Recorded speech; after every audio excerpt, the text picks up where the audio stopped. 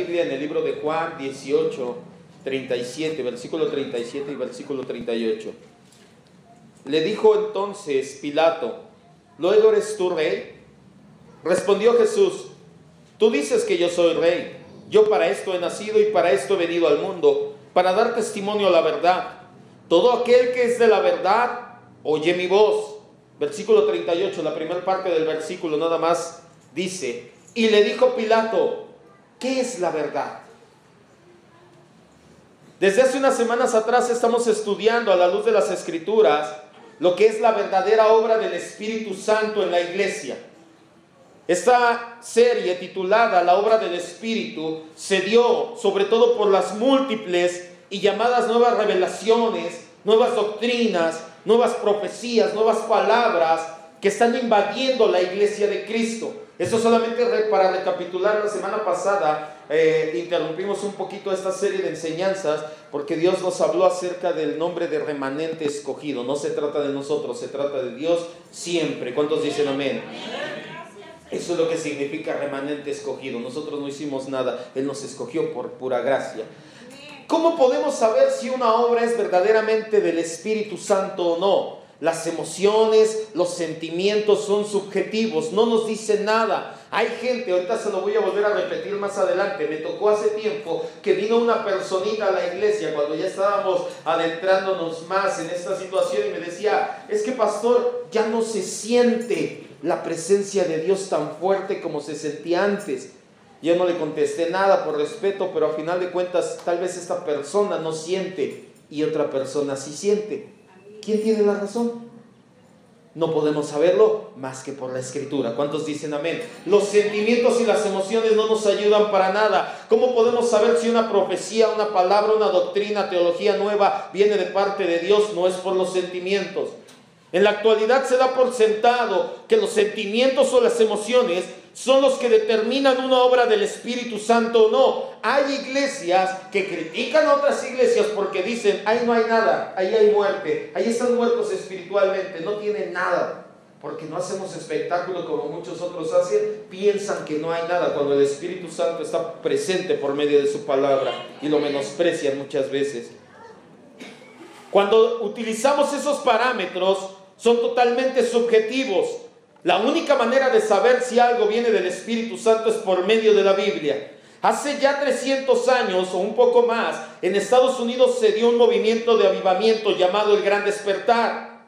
Al igual que ahora, las emociones y la falsificación se dio por mayoreo. Escuche bien, esto no es algo nuevo, esto se va repitiendo cada cierto tiempo de la historia. La última vez más fuerte fue en Estados Unidos hace 300 o poco más de años con Jonathan Edwards, y se daba lo mismo. Había iglesias verdaderamente centradas y había iglesias que era un emocionalismo fatal, que la gente se tiraba al suelo, estaban predicando y de repente si le llegaba una palabra decían: ay Señor, y se tiraban al suelo a chillar. Y volteaban y te decían: ¿tú no chillaste? No, es que tú no sientes igual al Espíritu.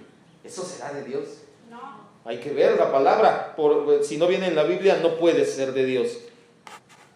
Fue en ese entonces que este hombre llamado Jonathan Edwards, basado en la primera carta del apóstol Juan, delineó 5 pruebas definitorias y obviamente basadas en la Biblia para saber si esta obra es del Espíritu o no. Quiero decirle algo: esto que le estoy predicando ni siquiera es mío, nada es mío, de hecho, todo viene por Dios y para Dios. Soli Deo Gloria, solamente Dios sea la gloria. Pero Dios ya le había dado esta enseñanza hace más de 300 años a un hombre llamado Jonathan Edwards. Yo únicamente la estoy adaptando a lo que estamos viviendo hoy en día, porque obviamente él no conocía las falsas enseñanzas que se están dando hoy en día. Jonathan Edwards delineó 5 puntos. Ya hemos visto 3 de ellos. ¿Cómo sabemos si una obra es del Espíritu Santo o no? Primero, debe de llevarnos a Cristo. ¿Sí, amén? Amén. Hablan de todo: de dones, de unción, de reino, de manifestación, de milagros, de profecía, de todo. Y prácticamente de ellos mismos: yo fui, yo hice, yo. ¿Y cuándo nos dicen quién es Cristo? ¿Qué hizo Cristo? ¿Cómo es Cristo? Prácticamente nunca. Entonces, la primera prueba es que debe de llevarnos a Cristo. La segunda prueba: debe de oponerse a lo mundano. Muchos de esos ministerios, y por eso no le di nombres, le dije, no se trata ahí sí de juzgar la vida de las personas, pero muchos de esos ministerios donde hay gente súper ungida, son gente que caen en súper pecados, si se le pudiera decir así, porque se bajan de predicar cuando están en la televisión y llegan a millones de personas y con la unción que tienen hacen supuestos milagros y señales y salen de ahí y tienen adulteran, pero ni siquiera hombre con mujer, adulteran con personas de su mismo sexo, tienen relaciones homosexuales. Eso no es criticar netamente su vida. Le dije, y eso solamente es para recapitular, no sería de esperarse que una persona con tanta unción y tanto poder ya hubiera vencido el pecado. Mínimo, ¿sí o no? Ya a lo mejor no dijéramos, hace que yo venza el pecado, pero si esas personas tienen tanto poder, ¿por qué no han vencido el pecado? Te hablan de todo y te enfocan hacia el tiempo es hoy. De hecho, muchos de ellos dicen ahora, ahora. No sé si has escuchado cuando oran y dicen ahora, ahora, ahora. Es el aquí y el ahora, cuando en Cristo hay eternidad. Amén. Y la tercera prueba que hemos estudiado hace 15 días debe de llevarnos a las Escrituras. Muchos de ellos dicen que la Biblia solamente puede ser interpretada, ya parecen católicos romanos, porque el Papa dice que, y esto ya tiene mucho tiempo, no es nada nuevo, que tú no puedes interpretar la Biblia sin antes que Él lo haga, que la gente común no podemos interpretar correctamente la Biblia, y muchos de ellos tienen ideas muy parecidas. La cuarta prueba que vamos a ver el día de hoy, para verificar y autentificar un movimiento inspirado en realidad por el Espíritu Santo, es la pregunta que le hizo Pilato a Jesús. ¿Nos lleva a la verdad? ¿Qué es la verdad? Jesús estaba a punto de ser crucificado. Voy a darle el contexto del pasaje que acabamos de leer al principio. Él había sido azotado, había sido ya injuriado, y entonces se acerca a Pilato y le dice, ¿tú eres el rey de los judíos? Jesús se queda callado y le dice, para esto he venido. Todo aquel que oye la verdad, que está en la verdad, oye mi voz. Y Pilato le contesta algo. ¿Qué es la verdad? Y ya Jesús no le contesta nada. Si usted lee más adelante, ya Jesús no le contesta nada. A mí esta palabra dio vueltas en mi cabeza mucho tiempo. Dije, ¿por qué Jesús no le contestó? Hoy en día Dios ha placido revelarme, o vaya, vamos a más adentro de las Escrituras y ahorita lo va a ver por qué Jesús no le reveló. Hoy les hago yo esta pregunta. ¿Qué es la verdad?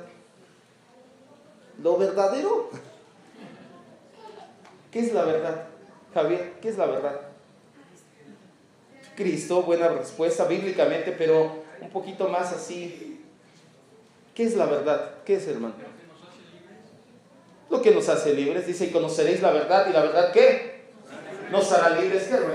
Que nos hace escuchar la palabra de Dios, lo Sí. que dice, lo que ordena. El Espíritu Santo es la verdad y Él nos guiará a toda verdad. Así es.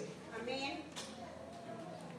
Pero vamos a hacer un poquito más como Pilato, preguntando no tanto bíblicamente, sino extrabíblicamente, ¿qué es la verdad? ¿Cómo podemos definir qué es la verdad? Yo puedo tener una verdad y ustedes pueden tener otra. Y entonces, ¿quién tiene la verdad verdadera de la verdad? La palabra de Dios, la Biblia. Más específicamente hablando, la pregunta debe de ser, escuche bien, ¿nos lleva a la verdad o esta obra destaca la verdad espiritual y la claridad doctrinal o crea confusión y promueve el error? La cuarta prueba que nosotros podemos ver a través de la palabra, ponga mucha atención, es crea confusión o trae claridad doctrinal. La iglesia de Cristo tiene 2000 años de existencia. Dice la Biblia, Jesús le dijo a Pedro, y las puertas del Hades no prevalecerán contra la iglesia. Nada puede prevalecer contra la iglesia. Lleva 2000 años de pie, lleva 2000 años con teología bien establecida y bien asentada, y en los últimos 100 años vienen predicadores y dicen, eso no, eso no, eso no, eso no, esto es lo nuevo y esto es lo que sirve. Eso es a lo que me refiero. Promueven o crean confusión y error. Vamos a 1 de Juan 4:6 para adentrarnos bien en este tema.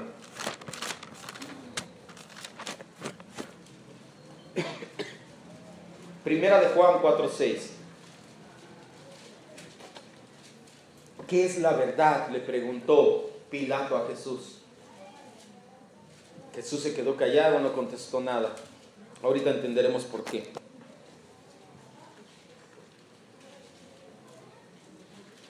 Vamos a ver cómo el apóstol Juan dice que esta es una de las pruebas para saber si viene del Espíritu Santo o del espíritu del anticristo, o un espíritu que se opone a Cristo, no necesariamente el anticristo de los últimos tiempos.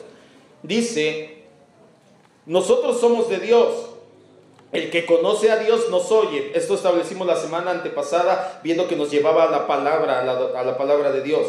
El que no es de Dios no nos oye. En esto conocemos el espíritu de verdad y el espíritu de error.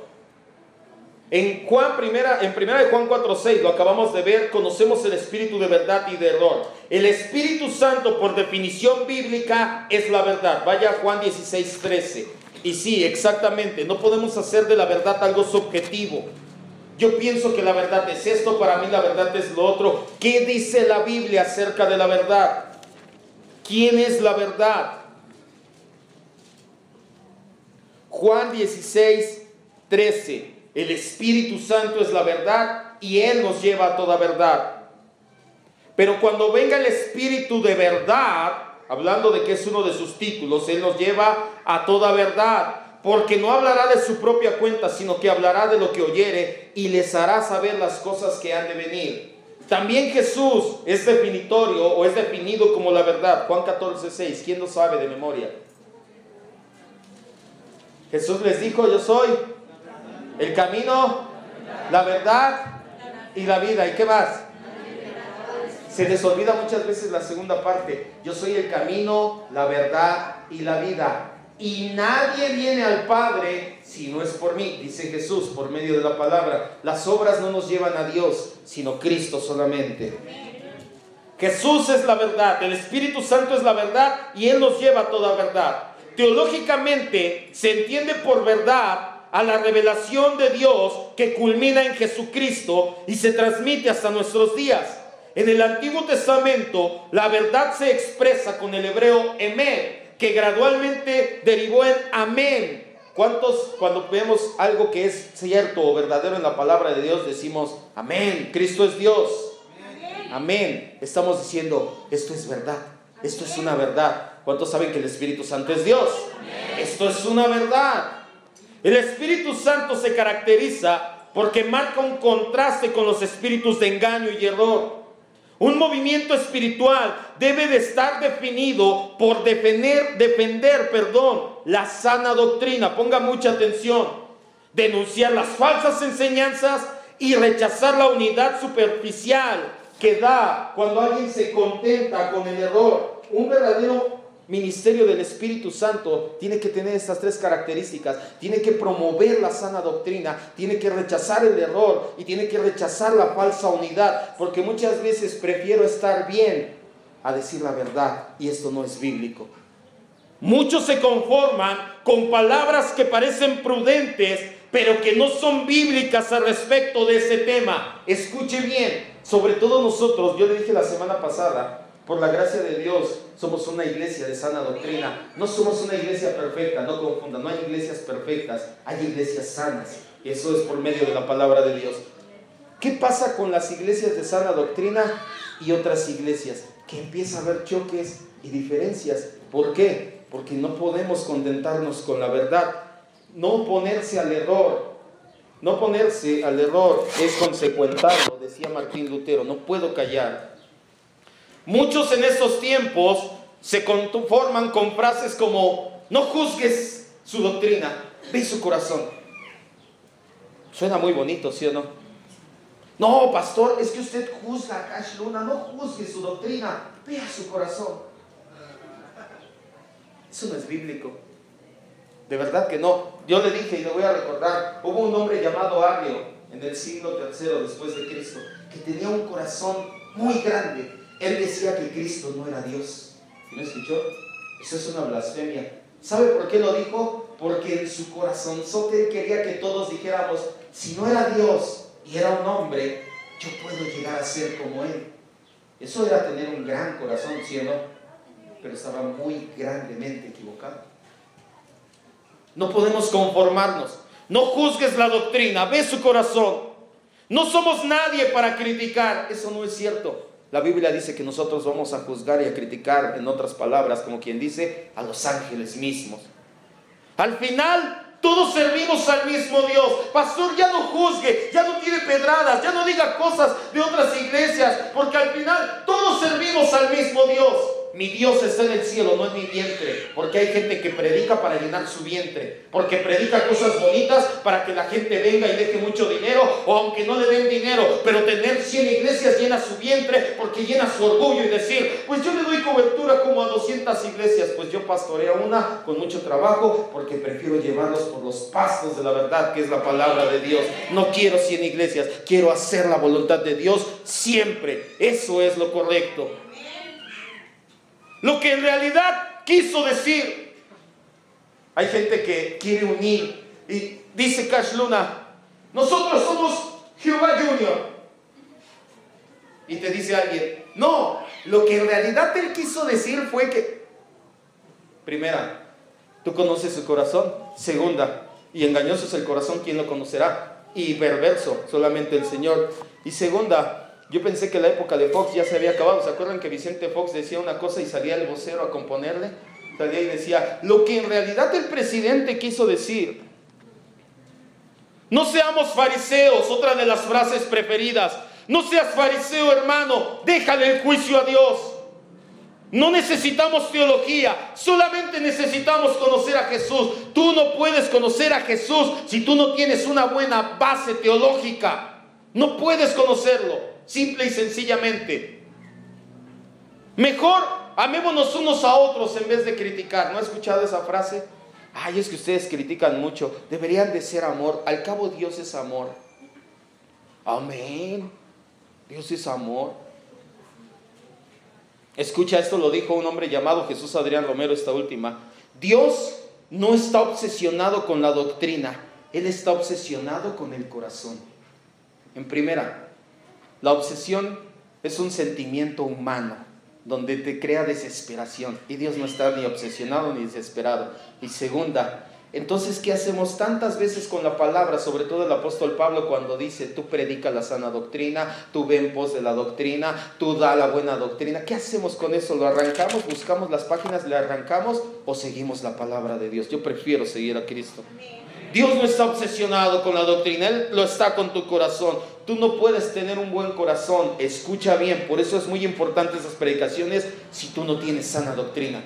Tú no lo puedes hacer, porque por mucho que tú quieras, nuestro corazón está depravado y perverso, se inclina hacia lo malo. Por eso es cuando tú conoces el Evangelio de Cristo y dices, eres malo, no mereces el cielo, pero Cristo vino a morir por ti, ahora Él te ha redimido y te da una vida nueva, entiendes la verdadera teología y entonces ahora sí tu corazón es aceptado delante de Dios. La realidad, y muchas frases así, la realidad es que muchas iglesias dicen ser llenas del Espíritu Santo, pero la verdad, la verdad de la Biblia no es una de sus características. Al igual que los gnósticos en la época de Jesús, ven la verdad como algo inalcanzable. Juan 18:38, vaya rápidamente a ese adelantito, unas páginas de donde nos quedamos.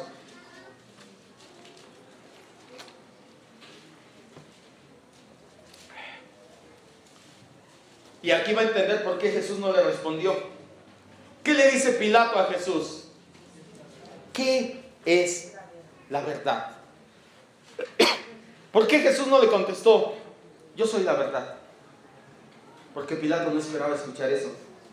Durante la época de Jesús, unos pocos años antes, le voy a dar bien cómo está la situación. Hubo una corriente filosófica, llamado gnosticismo. Los gnósticos iban en pos del conocimiento. La palabra gnosis significa conocimiento en el griego. Ellos querían saber, querían mucho conocimiento, querían entender todas las cosas, y parte del entendimiento era entender la verdad. ¿Qué es la verdad? La corriente gnóstica invadió todo el mundo. Cuando Alejandro Magno conquistó el mundo, él hizo algo. Él en cada ciudad que conquistaba dejaba maestros griegos y helenizaron el mundo. Por eso es que muchas de las palabras que se utilizan en el inglés, en el español, en el latín, vienen de una raíz griega, porque los griegos conquistaron el mundo con su ejército y con su pensamiento. Algo que he aprendido, me dijeron una vez, es que nadie tiene toda la verdad. Se oye muy padre esta frase, pero es una frase muy lejos de la realidad, y en realidad es una frase gnóstica. Ellos fueron una corriente griega, como te lo había dicho, que buscaban el conocimiento de la verdad suprema. Según ellos, era imposible alcanzar al 100% por los seres humanos. Y ese pensamiento ya se infiltró en la iglesia. Los gnósticos decían, nadie puede saber toda la verdad. Nadie puede tener toda la verdad. Y hoy en día, una vez me lo dijeron así, es que, ¿sabes qué? Tú crees que tienes toda la verdad y nadie tiene toda la verdad. Me dejó pensando sinceramente, pero cuando estudias un poquito te das cuenta y dices, el pensamiento griego se infiltró en ese pensamiento. Porque los gnósticos, los griegos decían, nadie puede tener toda la verdad. Se oye muy lógico, ¿sí o no? Oye, pues es que yo no puedo tener toda la verdad, son muchas cosas lo que hay que abarcar. Pero ahorita dijeron algo y lo leímos.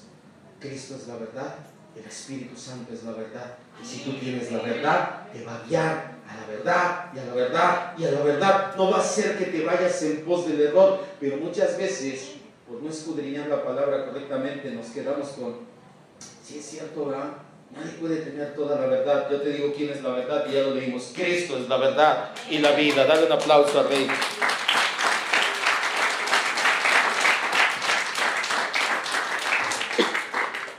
Cristo es la verdad, su palabra es verdad. El Espíritu Santo, además de ser verdad, nos guía a la verdad.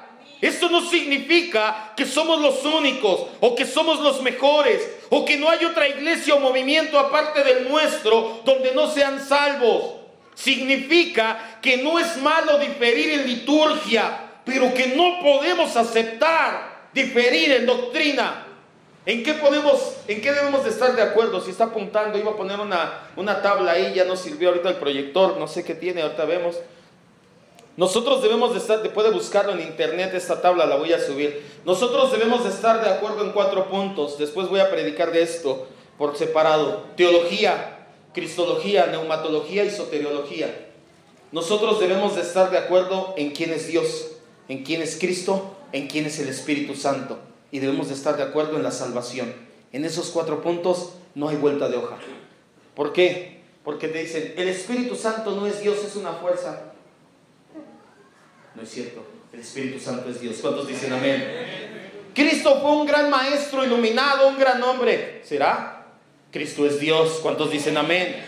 Es que Dios puede todo menos ayudarme.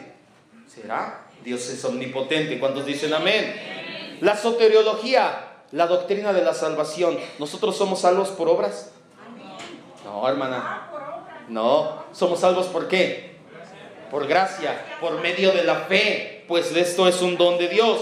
Podemos diferir en eclesiología, en cómo se maneja la iglesia, porque hay iglesias que no tienen instrumentos, que dicen, es que eso es malo, o no viene en la Biblia. Dicen, es que en la Biblia no viene que toquemos con esos instrumentos. Yo les dije una vez, imagínense para conseguir los instrumentos que marca aquí la Biblia, ya son antigüedades, están en museos y salen muy caros. En escatología, en el final de los tiempos, en ángeles, en demonios, en antropología, en el ser humano, pero no podemos diferir en estos primeros 4. A nivel práctico, muchas iglesias, sobre todo carismático y pentecostales, elevan la experiencia por encima de la verdad. Ya no se siente la presencia de Dios tan fuerte como antes, podría decir alguien. Muchos, sobre todo la gente que se deja guiar por emociones, carismático, pentecostal, dígase, la mayoría de ellos, te dicen, vendrían tal vez y dirían, pastor, desde que ustedes cambiaron de nombre, ya no se siente la presencia igual. ¿Esto es bíblico? No. Pero ellos dicen, es que yo no lo sentí, yo tengo un don para sentir esas cosas. Pasó una vez, de verdad, esto es muy lamentable, a lo mejor no se los cuento porque ya mejor otra vez. Se animan formas de cultos y sentido fuera de orden y de control. A partir de 1960 aproximadamente, el movimiento de renovación carismática, cristiano supuestamente, aceptó en sus filas al movimiento carismático católico. y creen en los dones, porque creen en los dones del Espíritu Santo. Se consideran sus hermanos. Hay incluso hasta carismáticos mormones. Quiero que me vea y entienda lo que le estoy diciendo. Difieren en todas las demás, en la soteriología, en la teología, en cristología, en neumatología. Pero tú crees en los dones, sí, yo también. Vente, mi hermano. No se puede, no se debe de hacer. ¿Por qué? Porque los carismáticos católicos dicen que por obras vas al cielo. Entonces, ¿para qué vino a morir Cristo en la cruz si yo podía ganar mi salvación? Porque los mormones dicen que Jesucristo y Satanás eran espíritus hermanos y Dios aceptó el plan de Jesucristo y rechazó el de Satanás. ¿Eso es bíblico? No. Pero como crees en los dones igual que yo, véngase, mi hermano. No se puede. Por eso es que nosotros no debemos de dejarnos guiar por las emociones, sino por la palabra. Pero pastor, es que ellos hablan en lenguas igual que nosotros. Ellos también he visto que profetizan los mormones. He visto que sanidades y milagros. ¿Y eso dice la Biblia?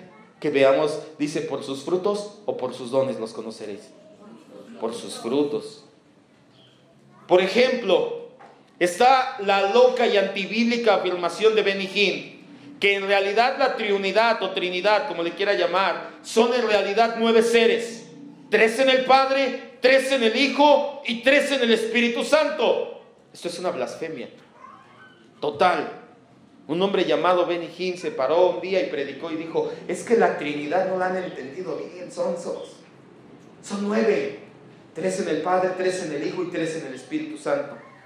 Ah, pero ¿qué tal? ¿Se quita el saco? ¿Se caen como 100? Ah, no, entonces sí es de Dios, porque tiró como a 100 con su saco. ¿La experiencia o la palabra? ¿Qué nos guía a nosotros? La palabra de Dios. El discernimiento doctrinal y la responsabilidad teológica brilla por su ausencia en muchas de las iglesias modernas. Toleran casi cualquier cosa bajo el lema: no limites al Espíritu Santo. Hermano, no limites al Espíritu. Déjalo que patee, déjalo que grite, déjalo que brinque, déjalo que haga lo que quiera. No puedes limitar al Espíritu, dicen ellos. Te tengo una noticia: el Espíritu Santo es Dios y tú no puedes hacer nada para decirle a Dios qué hacer y qué no hacer. Y el Espíritu Santo dice, 1 Corintios, que hace todo con orden. ¿Cuántos dicen amén? Prefieren largos servicios llenos de experiencias místicas que discipular doctrinalmente al pueblo de Dios. Parece que estamos en la época de los jueces. Vaya Jueces 21-25. Así parece ya la iglesia de Cristo hoy en día. 21-25, el último versículo del libro de Jueces.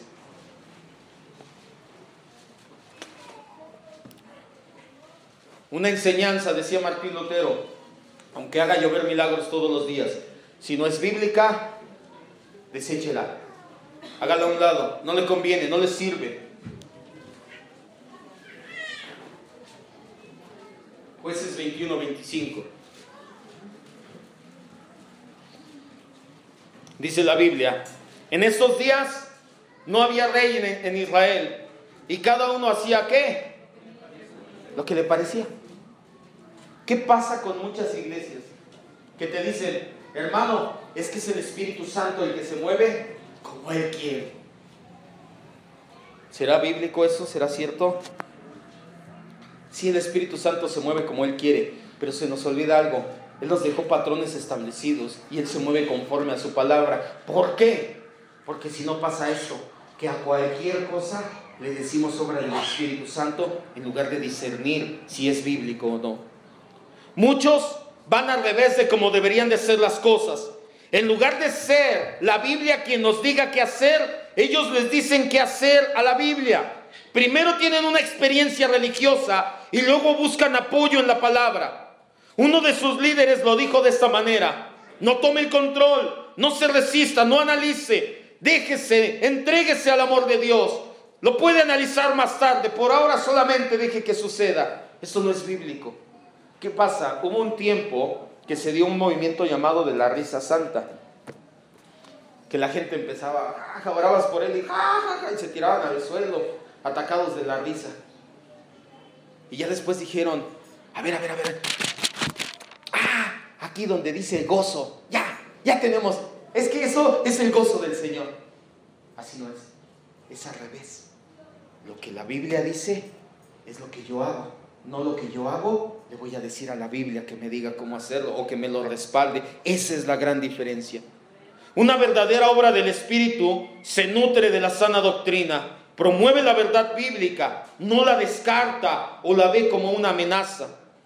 No se debe permitir que las experiencias sean la prueba de la verdad, o el subjetivismo va a ser presa de la iglesia, y la sana doctrina basada en la Biblia ya no será quien nos guíe.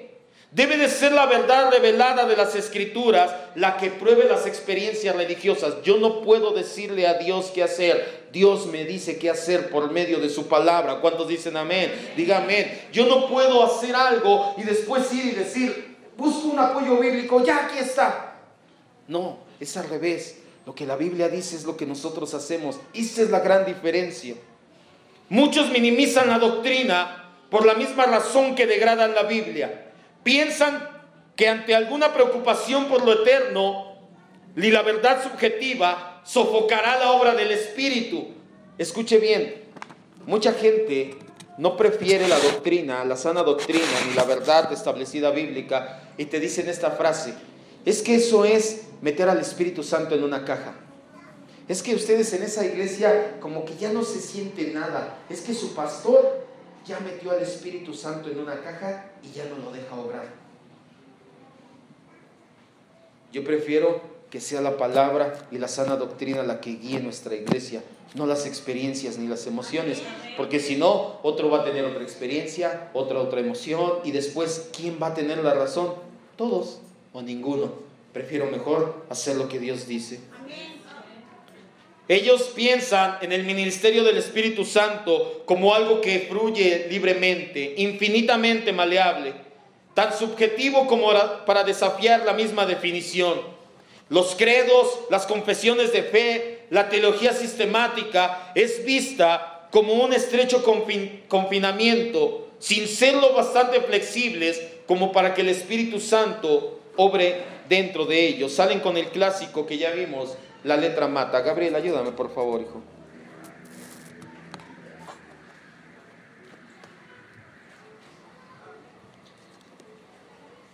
La sana doctrina es el mayor antídoto contra cualquier desviación de la verdad. El Espíritu Santo es verdad y Él nos guiará a toda verdad, dice Juan 16:13. Cualquier obra suya va a exaltar la verdad bíblica y la sana doctrina en los corazones y las mentes de su pueblo. Cierren sus ojos, por favor, oremos para terminar.